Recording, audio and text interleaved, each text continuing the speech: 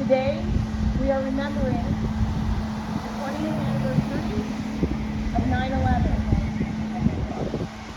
Now, none of you were alive when 9/11 happened, and your principal, she's well over 40, and 9/11 happened to happen on the second day of my second year of becoming a teacher.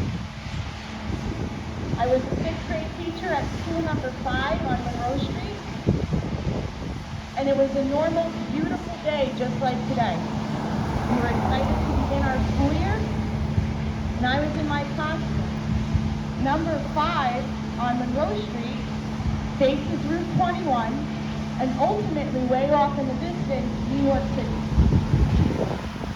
And at 9 o'clock in the morning, a colleague came into my classroom and said, "An airplane just hit the World Trade Center."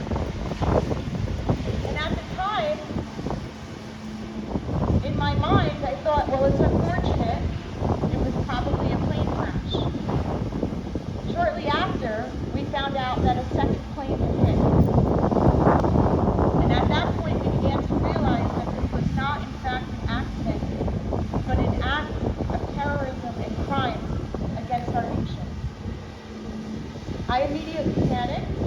My father worked very close to the World Trade Center, and many other staff members also had family members who worked in the city.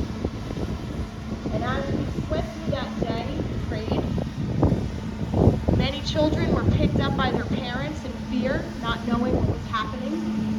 And at a certain point, I heard a sound I will never forget for the rest of my life, which was the Army fighter jets flying over our building. They had been activated to protect the airspace around New York City.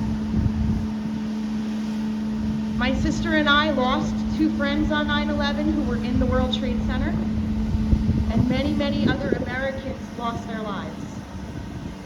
And today, we as a school will come together and plant our flags on our school grounds to remember and commemorate this occasion.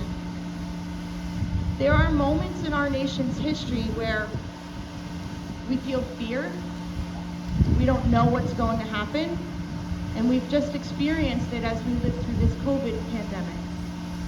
But we are a great nation, a nation of immigrants, who will always come together to fight and protect our freedoms. So I'm going to ask Amari to say a few words. We will then have a moment of silence, and then we will be placing our flags.